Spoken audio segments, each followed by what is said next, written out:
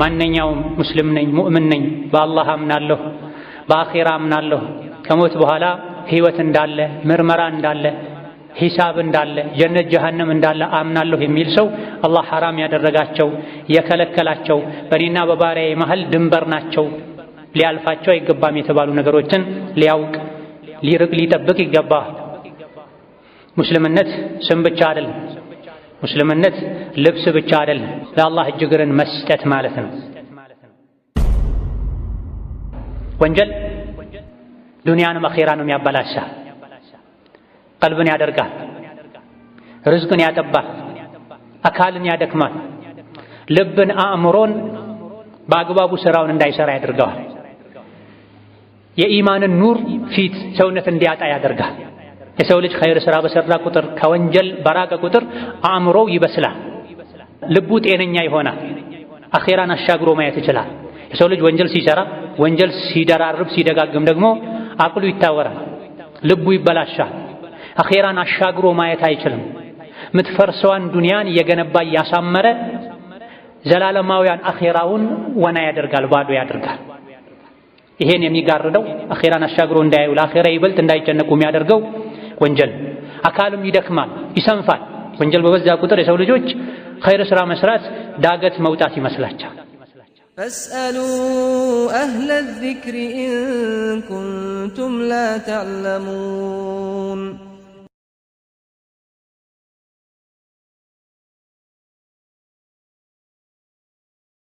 ቢስሚላሂ ራሕማኒ ራሒም። የአላህ ባሮች ሆይ አላህ ያዛችሁን በመታዘዝ የከለከላችሁን በመከልከል ሁሌም በሁሉም ጉዳይ ላይ በሁሉም ቦታ ላይ የሚገባውን ፍራቻ ፍሩት። አላህ ተባረከ ወተዓላ ባሮቹን የትም ሆነው ያያል፣ የሚሰሩትን ሁሉ ያውቃል፣ መላኢኮችንም መድቧል። ከሰው ልጆች አንዳችም ነገር ከአላህ ሊሸሸግ ሊሰወር አይችልምና በእያንዳንዱ እርምጃችን አላህን ልንፈራ በንግግራችን በተግባራችን በውሳኔያችን በምርጫችን አላህን ልንፈራ እዚህ ዱንያ ላይ አላህን የፈራን እንደሆነ አኺራ ከፍርሃት ነፃ ሆነን ለዘላለም በሰላም ጀነት ውስጥ እንደምንኖር በሚገባ ልናውቅ እዚህ አላህን መፍራት ከተወን አኺራ ላይ መቼም የማያበቃ የማያልቅ ስቃይና ስጋት ሰቀቀን ውስጥ መኖር እንደሚከተለን ልናውቅ ይገባናል። አላህ ተባረከ ወተዓላ ባሮቹ ላይ የተለያዩ ነገሮችን ግዴታ አድርጓል። ማንኛውም ሙስሊም ነኝ ሙእምን ነኝ በአላህ አምናለሁ በአኺራ አምናለሁ የሚል ሰው እነዚህ አላህ ግዴታ ያደረጋቸው ነገሮችን ሊተው አይገባም። በሌላ በኩል ደግሞ አላህ ተባረከ ወተዓላ የተለያዩ ነገሮችን ሐራም አድርጓል፣ ከልክሏል።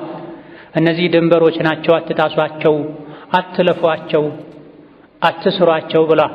ማንኛውም ሙስሊም ነኝ ሙእምን ነኝ በአላህ አምናለሁ በአኺራ አምናለሁ ከሞት በኋላ ህይወት እንዳለ ምርመራ እንዳለ ሂሳብ እንዳለ ጀነት ጀሃነም እንዳለ አምናለሁ የሚል ሰው አላህ ሐራም ያደረጋቸው የከለከላቸው በእኔና በባሪያዬ መሃል ድንበር ናቸው ሊያልፋቸው አይገባም የተባሉ ነገሮችን ሊያውቅ ሊርቅ ሊጠብቅ ይገባል።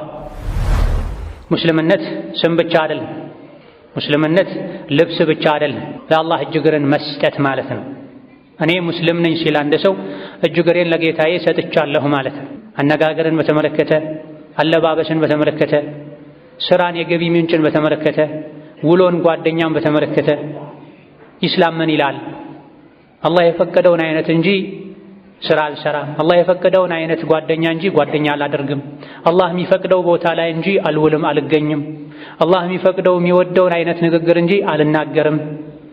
አላህ የሚወደው የሚፈቅደውን እንጂ ውስጤ ላይ አላስብም፣ አላኖርም፣ አልፈቅድም። ልቤን አላህ በማይወደው ነገር አልሞላም ሊል ይገባል። እውነት ሙስሊም የሆነ ሰው ኢስላም ሙስሊምነት በስም አይደለም፣ በምኞት አይደለም፣ ውጭን በማሳመር ሙስሊም በማስመሰል አይደለም። ዋናው ትልቁ ልብን ለአላህ ታዛዥ በማድረግ ነው። ልብን በአላህ ውዴታ በአላህ ፍራቻ እንዲሞላ በማድረግ ነው። እዚህ ዱንያ ላይ የሚሰሩ ስራ ሁሉ ነገ አኺራ ተጠራቅሞ እንደሚጠብቅ በማወቅ መጥፎ ስራን ከመስራት በመታቀብ ጥሩ ጥሩ ስራዎችን በመስራት ነው። በገንዘቡም በትዳር ህይወቱም ነፍስ በምትፈልገውም በማትፈልገውም ሸሪዓን መከተል የዲንን ህግ ማክበር ፈርዶና ዋጅብ ግዴታ የሆኑ ነገሮችን ጊዜውን ስርዓቱን ጠብቆ መተግበር፣ ሐራምና ክልክል የሆኑ ነገሮችን መራቅ የሙስልምነት ትልቁ መገለጫ ነው። ይሄን ሳያደርጉ አላህ ዋጅብ ያደረገውን ሳይወጡ ሳይተገብሩ፣ አላህ ሐራም ያደረገውን ሳይርቁ ሳይጠነቀቁ ሙስሊም ነኝ ማለት ስም ብቻ ነው የሚሆነው።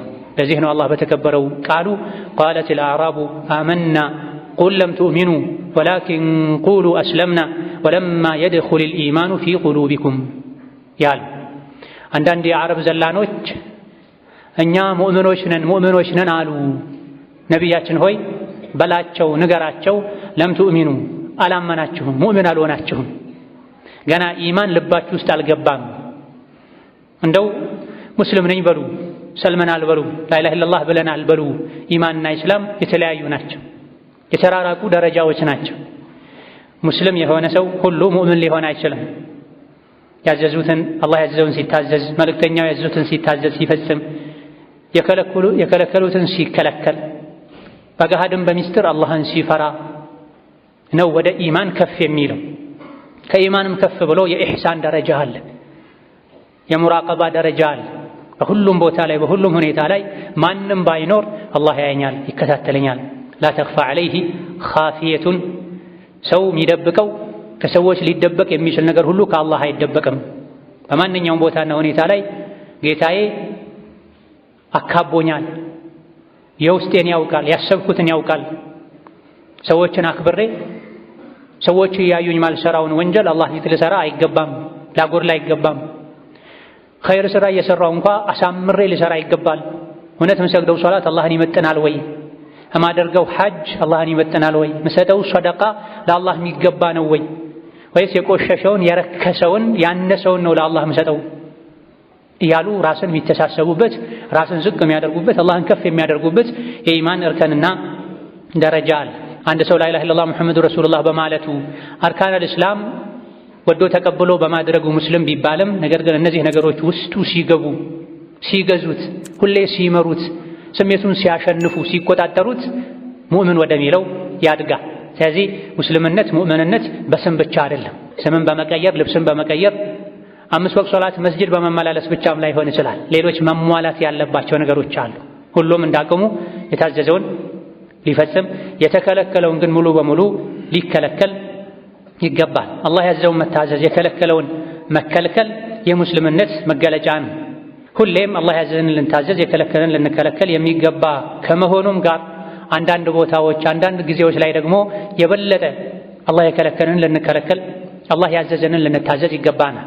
ረመዳን ላይ የበለጠ ኸይር ስራ ላይ ተሽቀዳዳሚዎች ልንሆን፣ ወንጀልን አብዝተን ልንርቅ ልንጠነቀቅ ይገባናል። መካ ላይ ስንሆን መዲና ላይ ስንሆን የተከበሩ ስፍራዎች እንደመሆናቸው ኸይርን ስራ አብዝተን ልንሰራ፣ አንዱ ሶላት 100,000 ሶላት አጅር ያሰጣል ስለተባለ መካ ላይ፣ መዲና ላይ አንዱ ሶላት የ1,000 ሶላት አጅር ያሰጣል እጥፍ ድርብ የሆነ ምንዳ አለው ስለተባለ ሌሎችም መልካም ስራዎች እዛ ውስጥ ይካተታሉ ተብሏል። እስትግፋሩም ቁርአን ማክተሙም መካ መዲና ላይ ስንሆን የበለጠ ልናበዛ ይገባናል። በተቃራኒው ደግሞ መካና መዲና ላይ ስንሆን እንደዚሁ ረመዳን ላይ ስንሆን ወንጀልን አብዝተን ልንርቅ ልንጠነቀቅ ይገባናል። ከዚህ በተጨማሪ አሽሁረል ሑሩም የሚባሏል የተከበሩ ወራት የሚባሉ ሙሐረም፣ ዙልቃዕዳ፣ ዙልሒጃ እንደዚሁ ደግሞ ረጀብ። እነዚህ ወራቶች ላይ ራሳችሁን ወንጀል በመስራት ራሳችሁን ከመበደል አብዝታችሁ ተጠንቀቁ ብሏልና አላህ ተባረከ ወተዓላ። መቼም የትም ሙስሊም አላህ የከለከለውን መዳፈር የለበትም። አላህ ያዘዘውን ማጉደል የለበትም። ጌታዬ ያየኛል፣ መላኢካ መድቦብኛል፣ እምሰራው መጥፎ ስራ እኔን ነው ተመልሶ የሚጎዳው፣ አኼራዬን ነው የሚያበላሸው ብለን ሁሌም ራሳችንን እንድንጠብቅ ለዲናችን እንድንጠነቀቅ ታዘናል። የበለጠ ደግሞ የተከበሩ የሚባሉ ወራትና ቦታዎች ላይ ስንሆን ለኸይር ስራ ይበልጥ ልንሽቀዳደም፣ ወንጀልን ይበልጥ ልንርቅና ልንጠነቀቅ ይገባናል።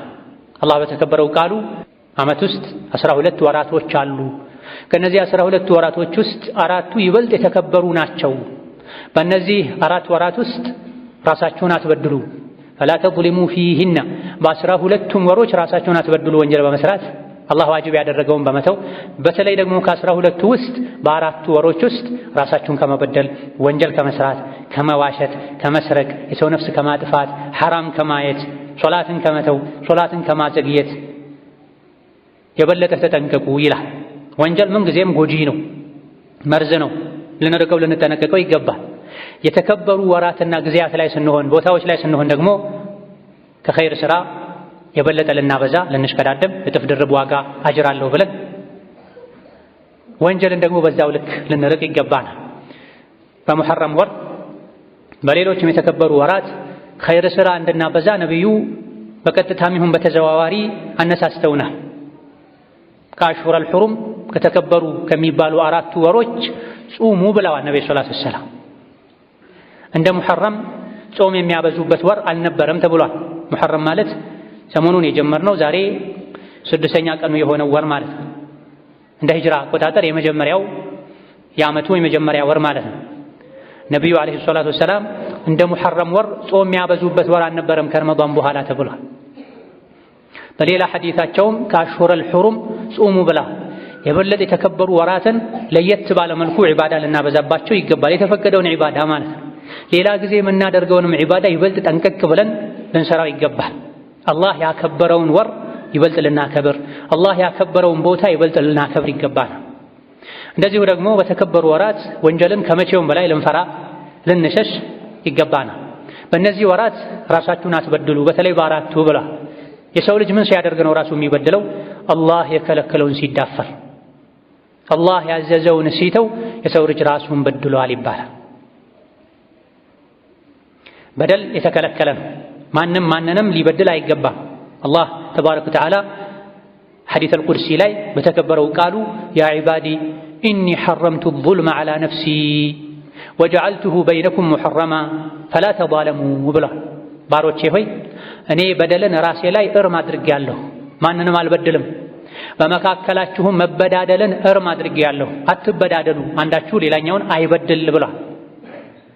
ሰውን መበደል የተከለከለ ከሆነ ራስን መበደል የበለጠ የተከለከለ ይሆናል። በምንድን ነው ሰው ራሱን የሚበድለው? ሲርበው አለመብላቱ ራስን መበደል ነው። ከአቅም በላይ ሥራ እየሰሩ ራስን መጉዳቱ ራስን መበደል ነው።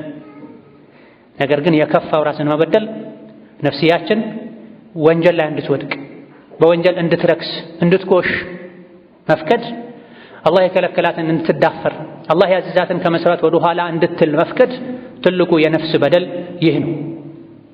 ሰው ሌላ ሰው ሲበድለው አይፈቅድም፣ አይወድም። ተበደልኩ ይላል፣ ያዙኝ ልቀቁኝ ይላል፣ ፍርድ ቤት ይሮጣል፣ ፖሊስ ጣቢያ ይሄዳል። እገሌ በደለኝ ብሎ፣ ስሜን ያጠፋ ብሎ፣ ገንዘቤን ቀማ ብሎ፣ አካሌን ጎዳ፣ የቤተሰቤን ሕይወት አጠፋ ብሎ በደልን አይቀበልም። ተበደልኩ ብሎ እንቅልፍ ይርቀዋል። ፍትህ ለማግኘት ማያደርገው ሙከራ የለም። ራሳችንን ሰው ሲበድለን ከምንረበሸው በላይ፣ የሰው በደልን ከምንጠላው በላይ ራሳችንን ከመበደል ልንጠነቀቅ ይገባናል። ሰው ቢበድለን ውጫዊ አካላችን ነው የሚበድለው፣ አካላችን ነው የሚበድለው፣ የሚጎዳው ገንዘባችንን ነው የሚጎዳው። ሰው ግን ራሱን ሲበድል የሚበድለው ነፍሱን ነው፣ አንድ ያለችው ነፍሱ። የሰው ልጅ ነፍሱ ከዓይኑም ከእጁም ከእግሩም ከንብረቱም በላይ ናት። ገንዘብ ይተካል፣ አካል ይታከማል። ትልቁ በደል ነፍስን መበደል ነው። ነፍሳችንን የምንበድለው ከማንም በላይ እኛ ራሳችን ነን። በምን? አላህ የከለከለንን በመዳፈር። ሰዎች አካላዊ ጥቃት አድርሰውብን ከምንጎዳው በላይ ወንጀል ስንሰራ ነፍሳችን ትጎዳለች። ከአላህ ጋር ያለን ግንኙነት ይበላሻል። አላህ በተከበረው ቃሉ ቁርአን ውስጥ ያለ ረዥም መሐላ ምሎ የነገረን እውነታም ይሄ ነው። ቀድ አፍለሐ መን ዘካሃ ወቀድ ኻበ መን ደሳሃ። ቁርአን ላይ የተለያዩ የመሐላ አይነቶች አሉ። ቁርአን ውስጥ ካሉ መሐላዎች ሁሉ ረዥሙ መሐላ የተማለው የነፍስን ጉዳይ ለመግለጽ ነው። የነፍስን ጉዳይ ሁኔታ ለማሳሰብ ነው። ብዙ መሐላዎችን ምሎ መጨረሻ ላይ አላህ ምን አለ? ቀድ አፍለሐ መን ዘካሃ፣ ነፍሱን ያጠራት ያጸዳት ሰው፣ የጠበቃት የተንከባከባት ሰው ዳነ፣ ተሳካለት። በተቃራኒው ደግሞ ነፍሱን ያቆሸሻት ያዋረዳት ሰው ደግሞ ከሰረ፣ አፈረ፣ ተዋረደ ይላል። ቁርአን ውስጥ ከፋቲሃ እስከ ሱረቱ ናስ በንቀራ ብናገላብጥ የነፍስን ጉዳይ ለመንገር ከተማለው የበለጠ ረዥም ተደጋጋሚ መሐላ የለም። አንድ መሐላ፣ ሁለት መሐላ፣ ሶስት መሐላ እናገኛለን ለአንድ ለትልቅ ጉዳይ ሁለት ሶስቴ ይምላል አላህ። ግን 10 አካባቢ መሐላዎችን ምሎ አላህ የነገረን ነገር ቢኖር ምንድነው? ነፍሱን ያጸዳት ሰው ዳነ፣ ትልቅ ሰው ሆነ፣ ያሰበው ተሳካለት። በተቃራኒው ደግሞ ነፍሱን ያቆሸሻት ያረከሳት ሰው ደግሞ ከሰረ፣ ተዋረደ ይላል። ነፍስ በምንድን ነው የምትቆሸው፣ የምታንሰው፣ የምትዋረደው? በወንጀል ነው፣ አላህን በማስቆጣት። ነፍስ በምንድን ነው የምትጠራው፣ የምትጸዳው፣ የምታድገው ከተባለ ደግሞ አላህን ተባረከ ወተዓላ በመታዘዝ መልእክተኛውን በመታዘዝ ኸይር ስራ በመስራት ከወንጀል በመራቅ ነው። ስለዚህ በ12ቱም ወራት ዓመቱን ሙሉ እድሜ ልካችንን ማለት ነው ከእናታችን ሆድ ወተን ከዱንያ ወተን ቀብር እስክንገባ ድረስ ወንጀልን ልንርቅ ልንጠነቀቅ ይገባናል። ወንጀል ዱንያንም አኼራንም ያበላሻል፣ ቀልብን ያደርጋል፣ ርዝቅን ያጠባል፣ አካልን ያደክማል፣ ልብን አእምሮን በአግባቡ ስራውን እንዳይሰራ ያደርገዋል። የኢማንን ኑር ፊት ሰውነት እንዲያጣ ያደርጋል። የሰው ልጅ ኸይር ስራ በሰራ ቁጥር ከወንጀል በራቀ ቁጥር አእምሮው ይበስላል፣ ልቡ ጤነኛ ይሆናል፣ አኼራን አሻግሮ ማየት ይችላል። የሰው ልጅ ወንጀል ሲሰራ ወንጀል ሲደራርብ ሲደጋግም ደግሞ አቅሉ ይታወራል፣ ልቡ ይበላሻል፣ አኼራን አሻግሮ ማየት አይችልም። ምትፈርሰዋን ዱንያን እየገነባ እያሳመረ ዘላለማውያን አኼራውን ወና ያደርጋል፣ ባዶ ያደርጋል። ይሄን የሚጋርደው አኼራን አሻግሮ እንዳያዩ ለአኼራ ይበልጥ እንዳይጨነቁ የሚያደርገው ወንጀል። አካልም ይደክማል፣ ይሰንፋል። ወንጀል በበዛ ቁጥር የሰው ልጆች ኸይር ስራ መስራት ዳገት መውጣት ይመስላቸዋል። ሶላትን በአግባቡ መስገድ ይከብዳቸዋል። ሰደቃ ለመስጠት እጃቸው ወደ ኪሳቸው አልገባም ይላቸዋል። ምላሳቸው ለዚክር አልንቀሳቀስም ይላቸዋል። ስለዚህ ወንጀል አካልን ያደክማል፣ ልብን ያደክማል፣ የልብ አይንን ያሳውራል፣ ለአኼራ እንዳይነሳሱ ያደርጋል። ወንጀል ሲደጋገም ደግሞ ይለመዳል፣ ይወደዳል።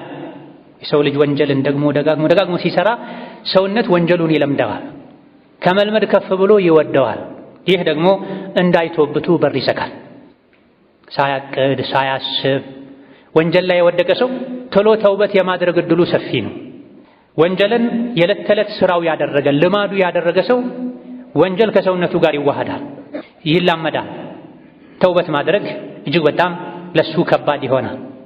ሲበዛ የዕለት ተዕለት ስራ ሲሆን የዕለት ተዕለት ንግድ ሲሆን ደግሞ የአላህን እርግማን ያስከትላል፣ የመላእክቶችን እርግማን ያስከትላል።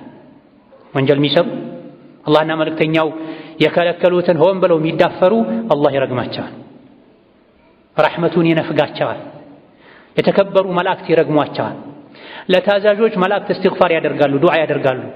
አላህ ሆይ እነዚያን በአንተ ያመኑ ትክክለኛውን መንገድ የተከተሉ ማራቸው፣ ይቅር በላቸው፣ ጀነት አስገባቸው ያሉ ለጥሩ ታዛዦች መላእክቶች እስትግፋር ሲያደርጉ፣ ለአመፀኞች፣ ለእምቢባዮች፣ ለወንጀል ነጋዴዎች ደግሞ መላእክታ እስትግፋር ማድረጉን ትቶ ይረግማቸዋል። አላህ ሆይ ከረሕመትህ አርቀው ይላል። ሲበዛ ወንጀል ልብን ያሳውራል፣ ያሽገዋል፣ ይገድለዋል። ወንጀል ሲበዛ ልብ ይሞታል፣ ይታወራል፣ ከፍ ሲልም ይታሸጋል። ኸይርና ሸሩን ለይቶ ማየት አይችልም። ስሜቱን የገጠመለት ደስ ያለው ነገር ሁሉ መልካም ይመስለዋል፣ የከበደው ነገር ሁሉ መጥፎና ጎጂ ይመስለዋል። ሸይጣን ይቆጣጠረዋል። እነዚህና ሌሎችንም መዘዞች የሚያስከትልን ወንጀል እድሜ ልካችንን ልንርቅ ልንጠነቀቅ፣ በተለይ ደግሞ የተከበሩ ጊዜያትና ቦታዎች ላይ ስንሆን እድሜያችን ከፍ ያለ ሲሄድ ደግሞ ወንጀልን ልንጸየፍ ልንርቅ ልንጠነቀቅ ይገባናል። ባረከላሁ ሊ ወለኩም ፊል ቁርአኒል ዐዚም ወነፈዐኒ ወኢያኩም ቢማ ፊሂ ሚነል አያቲ ወዚክሪል ሐኪም አቁሉ ቀውሊ ሃዛ ወአስተግፊሩላህ ሊ ወለኩም ወሊሳኢሪል ሙስሊሚነ ሚን ኩሊ ዘንቢን ወኸጢአ ፈስተግፊሩሁ ኢነሁ ሁወል ገፉሩር ረሒም ወል በሩል ከሪም። الحمد لله على إحسانه والشكر له على توفيقه وامتنانه وأشهد أن لا إله إلا الله وحده لا شريك له تعظيما لشانه وأشهد أن محمدا عبده ورسوله الداعي إلى رضوانه صلى الله عليه وعلى آله وأصحابه وإخوانه وسلم تسليما كثيرا أما بعد نعود الدنيا متانو الآخرة سنكي زن لمهيرن ملكام سرا لننقدن يا ملكام سرا نقد من اندهونه الله قرآن لا ينقرونا من أين نقد لا يمشكد آدم من دالبن الله تبارك وتعالى ደጋግሞ ነግሮናል፣ መክሮናል። እነዚያ ቁርአን የሚቀሩ ሶላት የሚሰግዱ ሰደቃ የሚሰጡ ትርፋማ ንግድ አለላቸው፣ ጥሩ ንግድ ላይ የተሰማሩ እነሱ ናቸው ብሏል። هل أدلكم على تجارة تنجيكم من عذاب أليم تؤمنون بالله ورسوله وتجاهدون في سبيل الله ያለ ነግሮናል። የሰው ልጆች ሆይ የሚያዋጣ ንግድ ልንገራችሁ እንዴ ብሎ አሁን ሲሉ አማኞች አሁን ካልክ ለዚህ ዝግጁ ከሆንክ በአላህ እመኑ፣ በመልእክተኛው እመኑ፣ በአላህ መንገድ በገንዘብ በጉልበት በሐሳብ ታገሉ። ይሄን ካደረጋችሁ አላህ ወንጀላችሁን ይመራችኋል፣ ለዘላለም በሰላም በተድላ በምቾት የምትኖሩበትን ጀነት ይሰጣችኋል ብሎናል። ኸይርን ስራ በመስራት የአኺራ ንግድ መነገድን ትተን ወንጀል በመስራት ወደ ጀሃነም ሊወስድን ንግድ ልንነግድ ስራ ልንሰራ ፈጽሞ አይገባም። አንዳንድ ሊቃውንት ከወንጀል ሲያስጠነቅቁ የሙእምን ህይወቱ ምን መምሰል እንዳለበት ሲናገሩ ይጅዐሉ ነዋፊለ ከልፈራኢድ ወልመዓሲ ከልኩፍር ወሸሃዋቲ ከሱም ወሙኻለጠተ ናሲ ከናር ወልጊዛአ ከደዋ እያሉ ይመክሩ ነበር። የሰው ልጆች ሆይ አላህ የሚወዳቸው ሱና የሆኑ መልካም ስራዎችን እንደ ፈርድ ቆጥራችሁ ያዟቸው። ፈርድን ግዴታን ዒባዳ አልተውም እንደምትሉት ራሳችሁን አስገድዳችሁ እንደምትሰሩት ሱና የሆኑ ተጨማሪ ዒባዳዎችንም እንደ ፈርድ ቆጥራችሁ ያዟቸው። ሱና ነው ከተባለ ቸላ ከተባለ የአኺራ ንግዳችን ይቀንሳል። ሱናው ላይ የተዘናጋ ሰው ዋጅቡም ላይ መዘናጋቱ ስለማይቀር ሱና ናቸው የተባሉ ተጨማሪ የዒባዳ አይነቶችን በሙሉ እንደ ፈርድ ቆጥራችሁ ነፍሳችሁን አሳመናችሁ በርቱ። ሱና ነው ብላችሁ ቸላ አትበሉ። ወንጀልን ደግሞ የኩፍር ያክል ፍሩ ይሉ ነበር። ሙስሊም የሆነ ሰው ኩፍርን ይፈራል። ኢማኑ ጠንካራ የሆነ ሰው እሳት ላይ ትጣላለህ ወይስ ትከፍራለህ ቢባል እሳት ላይ መጣልን በመጋዝ መገዝገዝን ይመርጣል፣ ኩፍርን ከእሳት በላይ ስለሚፈራ። ስለዚህ ከኩፍር በታች ያሉ ወንጀሎችንም ቢሆን የኩፍር ያክል ፍሯቸው፣ ተጠንቀቋቸው። ዋናው አለመክፈር ነው፣ ዋናው በአላህ አለማሻረክ ነው ያላችሁ ወንጀልን አትናቁ። ወንጀል ከበዛ ከተደጋገመ ከተለመደ ወደ ኩፍርም ሊወስድ ይችላልና ማንኛውንም አይነት ወንጀል የኩፍር ያክል ፍሩት። ስሜትን ደግሞ እንደ መርዝ ቁጠሩት ይሉ ነው። የሰው ልጅ በስሜት የተሞላ ነው። ከስሜትና ከዓቅል ተዋህዶ የተፈጠረ ነው። መላኢካ ስሜት የለበትም፣ አላህን መታዘዝ ብቻ ነው። እንስሳት ዓቅል የላቸውም። ሰርዶን ውሃን የሚያዩበት መንገድ የሚመርጡበት ፊጥራ ቢኖራቸውም ዓቅል የላቸውም፣ ስሜት ብቻ ናቸው። ሰው ግን ስሜትም ዓቅልም ነው። ዓቅሉ ስሜቱን ያሸነፈለት ሰው ከመላኢካ ጋር ይመሳሰላል፣ ምናልባትም ሊበልጥ ይችላል። ስሜቱ ዓቅሉን አሸንፎ እንደ እንስሳ መብላት መሽናት ብቻ የሆነ ሰው ደግሞ ወደ እንስሳነት ይወርዳል፣ ከሰውነት ተራ ወጥቶ። የሰው ልጆች ሆይ ስሜትን የመርዝ ያክል ፍሩት። ስሜትን አትከተሉ። የሰው ልጅ ስሜቱን ሲከተል ነው ከመንገድ የሚወጣው። የገንዘብ ስሜት ያለበት ያጭበረብራል፣ ይሰርቃል፣ ይዋሻል፣ ጉቦ ይበላል፣ ወለድ ይበላል፣ ያበላል። ብቻ ኪሱን መሙላቱ ነው የሚታየው። የተቃራኒ ጾታ ስሜት ያለበት ሰው ኒካህ አለኝ የለኝም አይልም፣ በአይኑ ሐራም ያያል፣ ዝሙት ላይ ይወድቃል። በዘመኑ ብዙዎችን እየፈተኑ ያሉ ቆሻሻ ፊልሞችን ያያል። ስለዚህ ስሜትን ከዲን የሚያርቅን ፍላጎት የመርዝ ያክል ፍሩት። ስሜትን መከተል ወንጀል መስራት ማለት መርዝ እንደመጠጣት ነው፣ መርዝ እንደመብላት ነው። መርዝ ዱንያ ላይ ይጎዳል፣ ወንጀል አኺራ ላይ ይጎዳል። ከሰዎች ጋር መቀላቀልን ደግሞ እንደ እሳት እዩት። እሳት አስፈላጊ የሆነው ያክል ነው የሚቀረበው የሚሞቀው።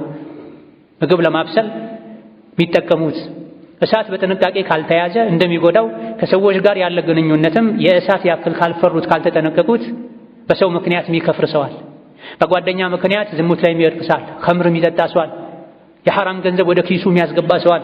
ስለዚህ ከሰዎች ጋር ያለን ግንኙነት ልክ እንደ እሳት በሩቁ አድርጉት፣ መቅረብ ካስፈለገም በልክ አድርጉት። ሰው ጓደኛውን ነው የሚመስለው ተብሏል። የነቢዩ አጎት አቡ ጣሊብ ሊሰልም ምንም የቀረው ነገር አልነበረም። የተለያዩ ግጥሞቹ ሙስሊም ነው እንዴ ሁሉ ያስብላሉ። ለነቢ ተከላክሏል፣ ለእሳቸው ጠበቃ ሆኗል። አቡ ጣሊብ እስካለ ድረስ ነቢ ብዙም ጉዳት አልደረሰባቸው። የደረሰባቸውንም ጉዳት አብሮ ተቀብሎ አስተናግዷል። የሰው ወቀሳ ባልፈራ ኖሮ የአባቶቹን የአያቶቹን ሃይማኖት ተወ እባላለሁ ባልል ኖሮማ ምድር ላይ ካሉ እምነቶች ሁሉ የተሻለው እምነት ሃይማኖት የሙሐመድ ሃይማኖት እንደሆነ አውቃለሁኝ። በአፌ ልገልጽ ይሄን የከለከለኝ የአባት ሀያቶቹን መንገድ ተወላለሁ እባላለሁ ብዬ ነው ብሏል። ይህ ሰው በአፉ አውጥቶ እንዳይናገር ያመነበትን ነገር የከለከሉት መጥፎ ጓደኞቹ ናቸው። መጥፎ ጓደኛ ዱንያን አኺራን ያበላሻል። ወከዛሊክ ምግብን እንደ መድኃኒት ተጠቀሙ ይሉ ነው። ምግብ አገኘሁ ብለህ ዝም ብለህ አትብላ፣ ሆድህን አትሙላ። የሰው ልጅ ከሚሞላቸው ነገሮች ሁሉ የከፋ የሚሞላ ነገር ቢኖር ሆድ ነው ተብሏል። መራብ አልፈልግም ተብሎ ጠግቤ መብላት አለብኝ፣ የተለያየ አይነት ምግብ ያስፈልገኛል ተብሎ ሐራም አይበላም፣ የተሰረቀ አይበላም፣ ኢስራፍ አይደረግም። ሙስሊም ሲርበው ነው የሚበላው። ሲበላም ሆዱ እስኪሞላ መተንፈሻ እስኪያጣ ድረስ አይበላም፣ በልክ ይበላል። ስለዚህ ምግብን እንደ መድኃኒት ተጠቀም።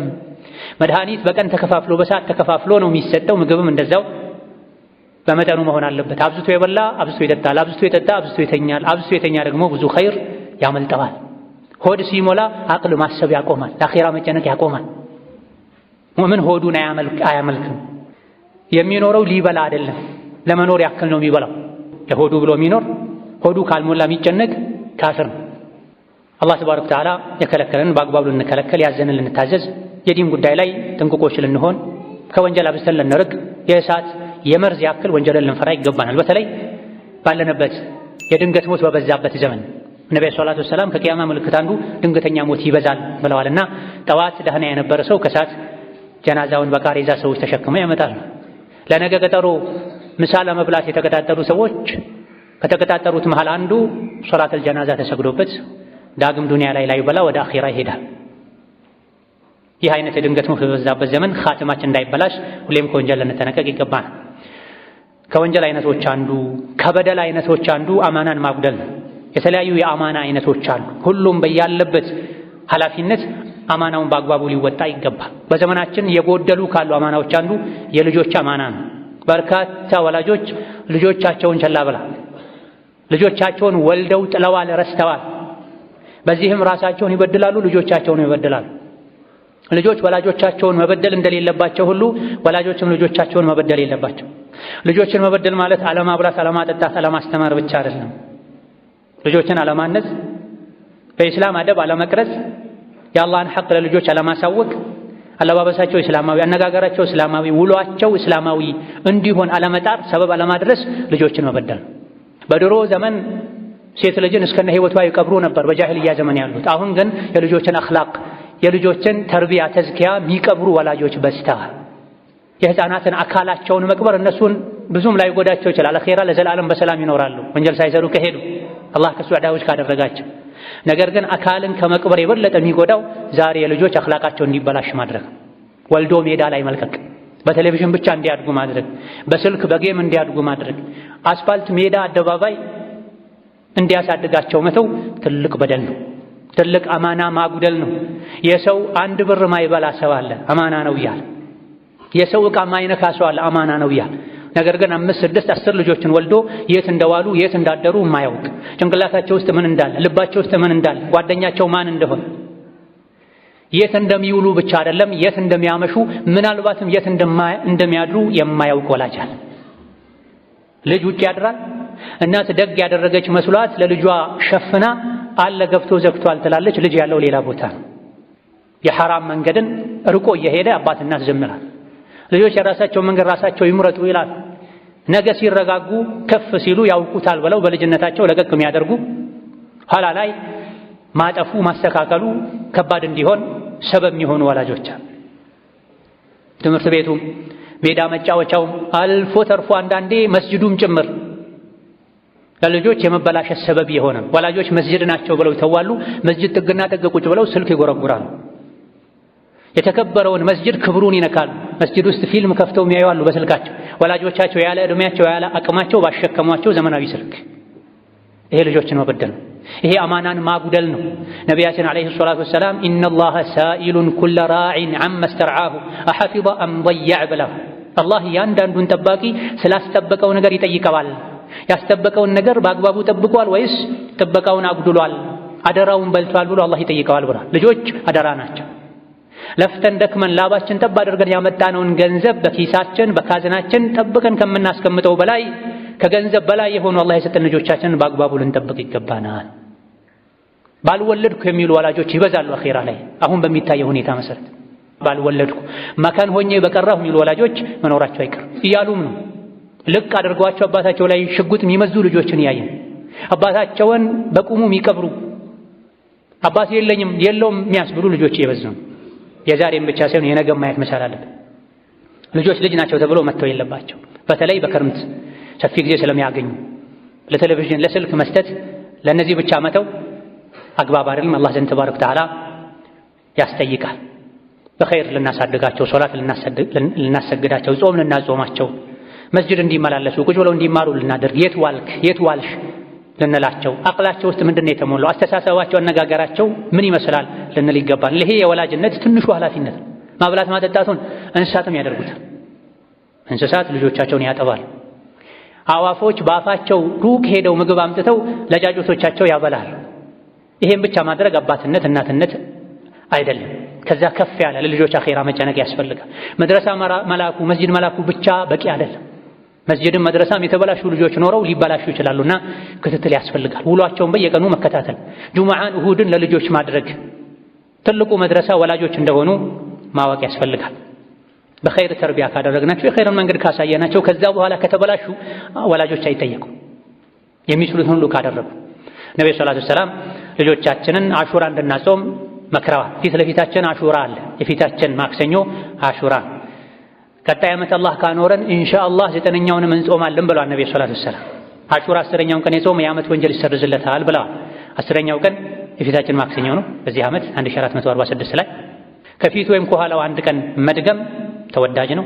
ሙሐረም ላይ በልኩ ጾም ማብዛትም ተወዳጅ ነው።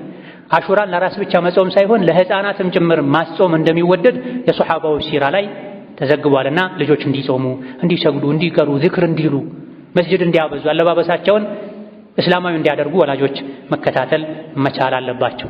اللهم اصلحنا واصلح نياتنا وزوجاتنا وذرياتنا اللهم اصلحنا واصلح نياتنا وزوجاتنا وذرياتنا اللهم اصلحنا واصلح نياتنا وزوجاتنا وذرياتنا اللهم اجعلنا هداة مهتدين غير ضالين ولا مضلين اللهم اجعلنا هداة مهتدين غير ضالين ولا مضلين اللهم اعز الاسلام والمسلمين واذل الشرك والمشركين ودمر اعداءك اعداء الدين اللهم اجعل هذا البلد امنا مطمئنا سخاء رخاء وسائر بلاد المسلمين اللهم وحد صفوف المسلمين واجمع كلمتهم على الحق يا قوي يا متين اللهم انصر المظلومين والمستضعفين في كل مكان اللهم كن لإخواننا في فلسطين وكن لهم مؤيدا ونصيرا وظهيرا اللهم عليك بأعدائنا وأعدائهم اللهم عليك باليهود اللهم دمرهم تدميرا اللهم دمرهم تدميرا اللهم خذهم أخذ عزيز مقتدر فإنهم لا يعجزونك ربنا اغفر لنا ولوالدينا ولمشايخنا ولجميع المسلمين اللهم فرج هم المهمومين ونفس كرب المكروبين واقض الدين عن المدينين برحمتك يا أرحم الراحمين ربنا آتنا في الدنيا حسنة وفي الآخرة حسنة